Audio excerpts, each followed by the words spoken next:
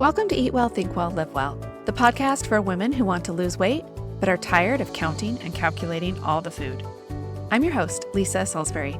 I'm a certified health and weight loss coach and life coach, and most importantly, a recovered chronic dieter. I'll teach you to figure out why you are eating when you aren't hungry instead of worrying so much about what you are eating.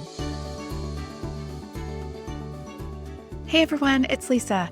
Welcome back to the Eat Well, Think Well, Live Well podcast. I had planned to record this episode yesterday, but it was actually super noisy in my house. We were finally getting our countertops installed. If you've been following me on Instagram, you may have seen a few pictures in my stories about a kitchen remodel where we've been working on since early February, and we finally have counters, so it's really exciting. Anyway, so here I am today coming at you with my topic of the 24-hour practical plan. So that's what we're going to talk about today, why you want to do it, how to do it, when, all the details. So first off, what is a 24-hour practical plan? This is a tool that I recommend to all my clients, and basically it's all the food you're going to eat for the next 24 hours. It can be written down in a notebook or digitally on your phone, as long as it's not in a diet app that requires you to give an amount in order to track calories or macros. We don't need to do that. So just a list of what it is that you are planning to eat is all that it entails. One of the key features here is that you do not need to write down the amount that you're going to eat. That's where this really differs from things like where you project your macros when you're trying to plan out what you're going to eat to make sure everything fits into a certain category, or if you in the past have tried to calorie count or point count, and so you calculate points and calories out to plan out what you're going to eat because then you have the exact amount. There's no need to do that. All we're doing here is writing down the food that you are planning to eat. You're going to use your hunger scale and the physical cues that your body gives you. We learned about that in episode 1. So you're going to use that to determine the amount of food that you need. We just can't possibly know in the morning or in the evening when you create this plan how much food you're going to need in the day. So it's not really helpful to try to lock yourself into an exact amount. There is one time where we will consider an amount, and we'll get to that later in the episode. Next up is the why. The most important thing, why would we even want to do this? So there's two main reasons.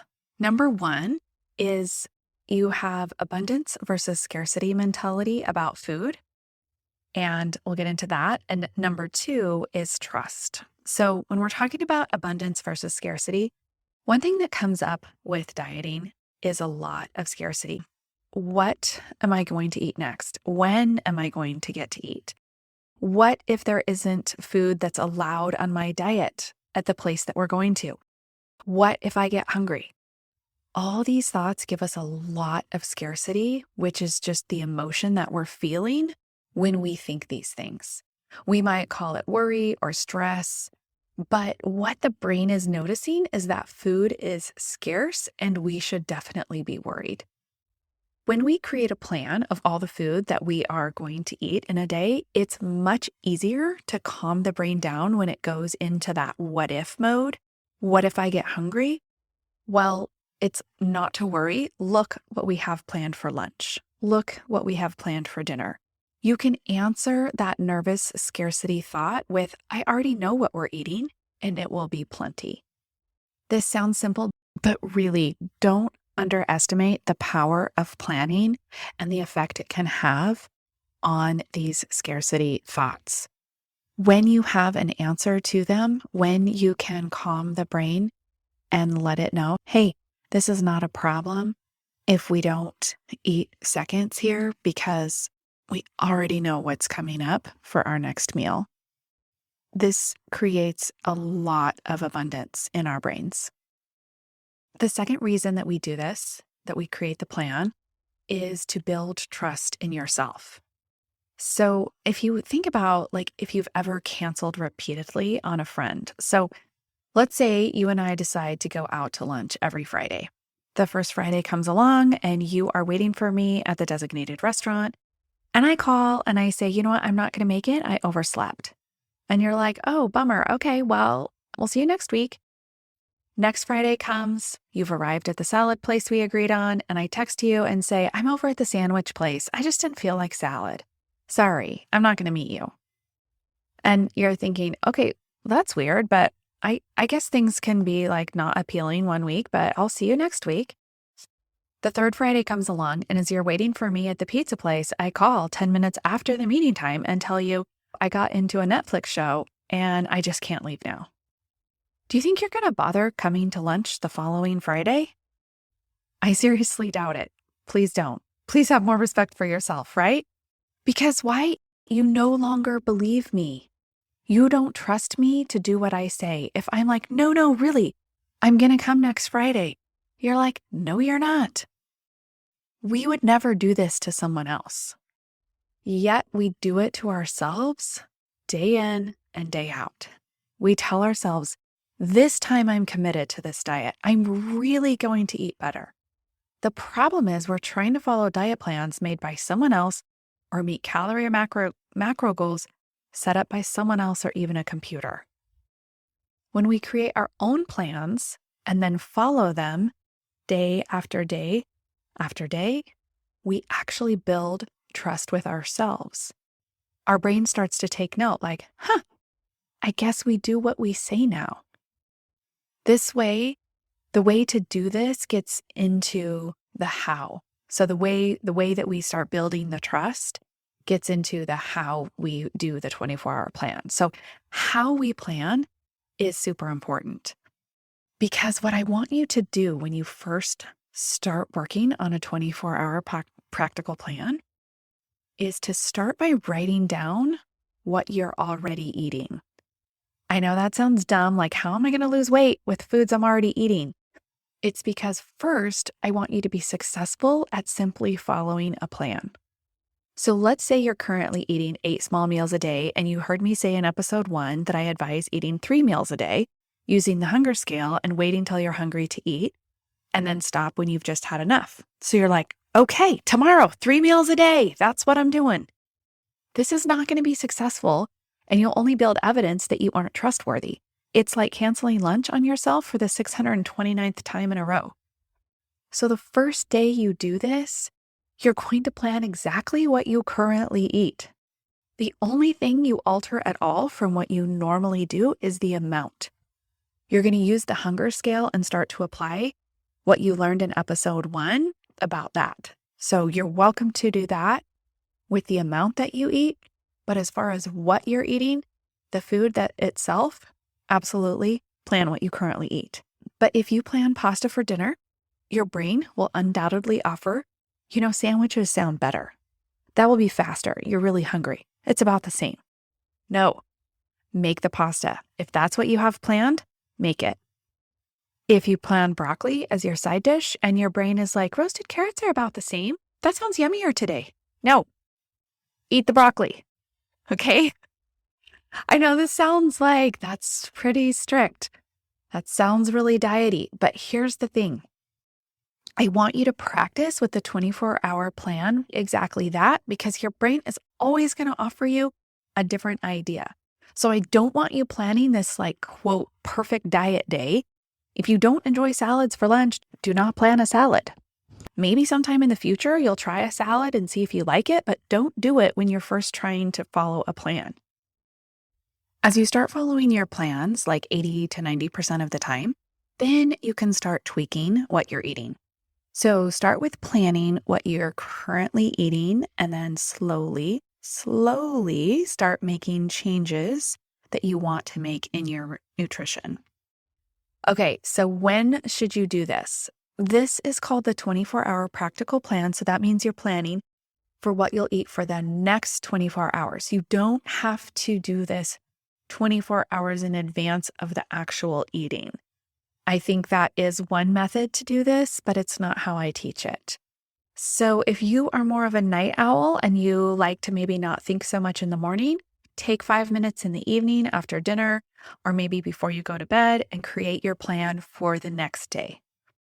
If you do better in the morning, you want to start your day with creating your plan, do that. Just make sure you do it before breakfast. This also doesn't have to be done like morning or evening. I even had a client once who had the most downtime and brain space at lunch. She planned what she would make for dinner that day and then what she would have for breakfast and lunch the next day.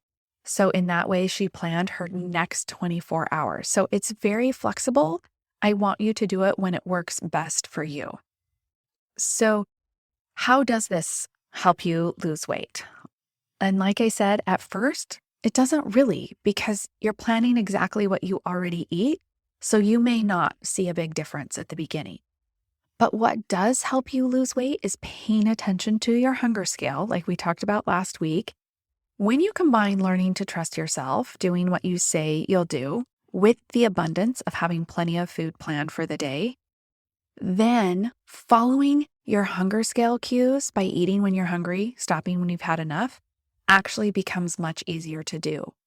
Because as you learn to eat what you say you're going to eat ahead of time, that builds your trust.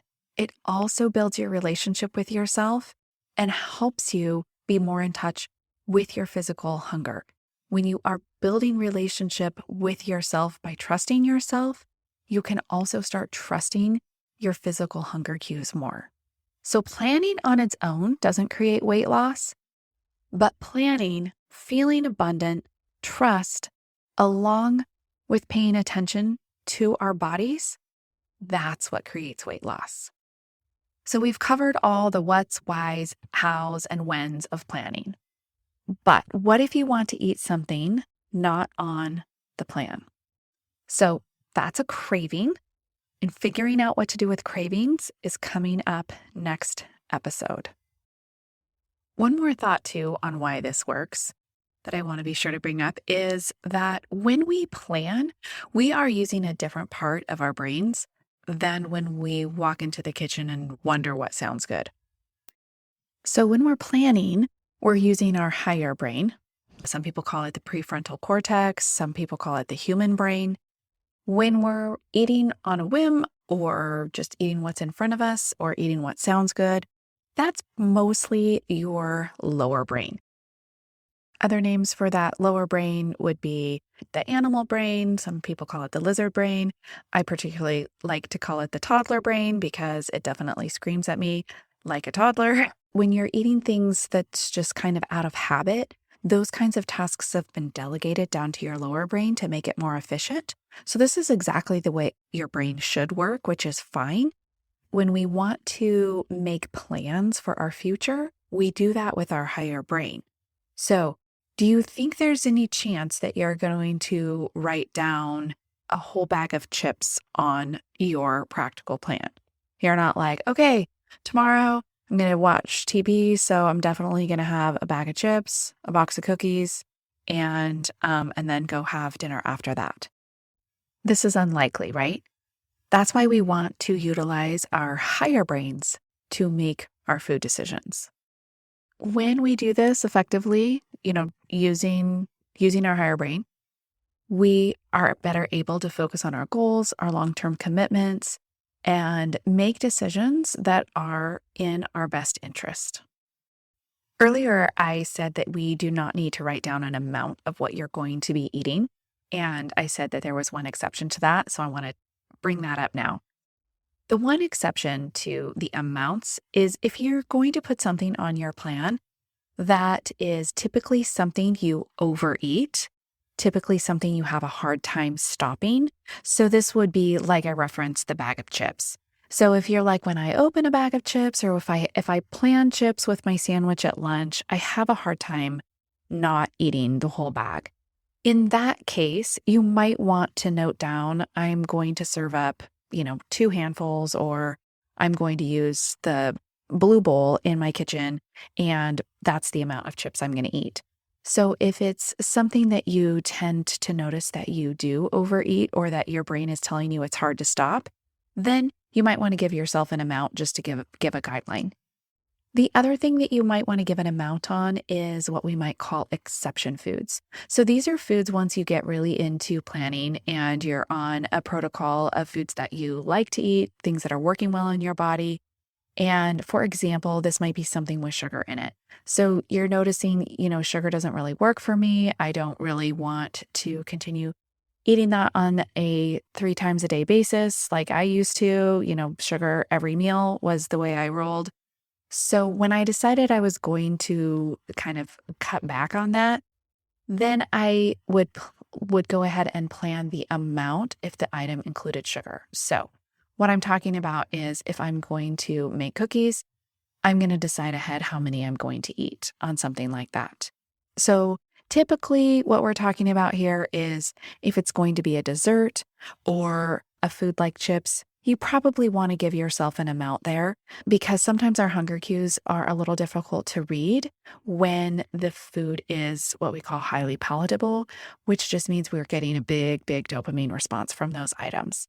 When we're eating those foods that give you that big concentrated dopamine response because they're concentrated foods, those are the things we want to just put down an amount so that we have a guideline from our higher brain as to how much we want to eat. I want to tell you too about success that I see in my clients. I've noticed that those clients that meet their goals are the ones that do the 24-hour practical plan. I do have clients with a lot of resistance to this planning. So if you're listening to this and thinking sounds really hard, or maybe your brain is like, that's just way too much work. I get it. Like, it's not easy. I'm not saying this is just no big deal, but what I'm telling you is this is a key to success. If you are truly interested in making a difference in your nutrition and making a difference in your current weight, I promise you this tool will be instrumental for you. I can think of one of my clients that did not miss one single week sending me a food journal, which means that she didn't miss a single week doing the food journal, doing her plan, and then following her plan. She sent it to me. It was clear what her plan was, and then she made notes on it if there were ever any changes. And changes do happen. So, things happen and we work together in that client-coach relationship, working on why things were changed. But when you are following your 24-hour practical plan 80 to 90% of the time, that's on plan. I consider that basically perfect. So she did follow her plan 80 to 90% of the time, and she did make a plan every single day. Not only did she meet her health goals, which had to do with bloating, her main goal was actually not a scale weight goal. So she wanted to change the way her body shape was because she felt like she had bloating, which was giving her a bigger waist circumference than was proportional to her body. So she didn't even set a weight loss goal, but in following this method and paying attention to her hunger scale, what she realized is that she was slightly overeating, which was causing her bloating. And she also was choosing things that she wouldn't normally choose if she was planning ahead with her higher brain. So in order to effectively change the bloating that was happening in her body, she chose foods on purpose that she knew worked for her. And in the process, she also ended up losing 10 pounds. So I just share that story with you to let you know that this really is a tool that works. Lastly, sometimes planning can feel overwhelming. I do have a guide to help with that. It's called my Go-To Meals Guide. These are meals that you can use on a rotating basis on your plan. Also, once you are regularly following your plan, these go-to meals are considered always on plan. So for example, I have 3 go-to breakfasts. I no longer write down each day one of these breakfasts. I just choose one based on what I have on hand. And if I'm going to have something that's not one of these 3, then that's when I write it down on my plan. But if it's one of those go-to meals, I consider not having to write that down. Another big benefit of creating go-to meals is so that when you are planning, your brain doesn't go to this place of like, I never make anything good, or I have no idea what to plan for lunch. I just don't even know what I like to eat for lunch. These are the like totally unhelpful thoughts that your brain offers you when you try to create plans, when you're trying to do something new, right? So when you create these go-to meals, you always have some good choices. I give you a list of mine in this guide, and I've also included a few of my favorite recipes for some of my go-tos, including my favorite protein oatmeal. I eat this probably, 7 out of 10 days, pretty often. So grab that guide. The link is in the show notes and the description wherever you're listening to this episode. And it can also be found at podcast.wellwithlisa.com/2. That's all I have for you today. I'll talk to you next week. Thanks for listening today. If you're ready to get some personalized help from me, I'd encourage you to schedule a free strategy session. Visit wellwithlisa.as.me or find a link in the show notes. We'll talk about where you currently are with your weight loss goals, and I'll give you some actionable tools you can start implementing right away. Before you go, make sure you subscribe to the podcast so you can receive new episodes right when they're released. And if you're learning something new, I'd love for you to leave me a review. Thanks again for joining me, Lisa Salisbury, in this episode of Eat Well, Think Well, Live Well. I'll talk to you next time.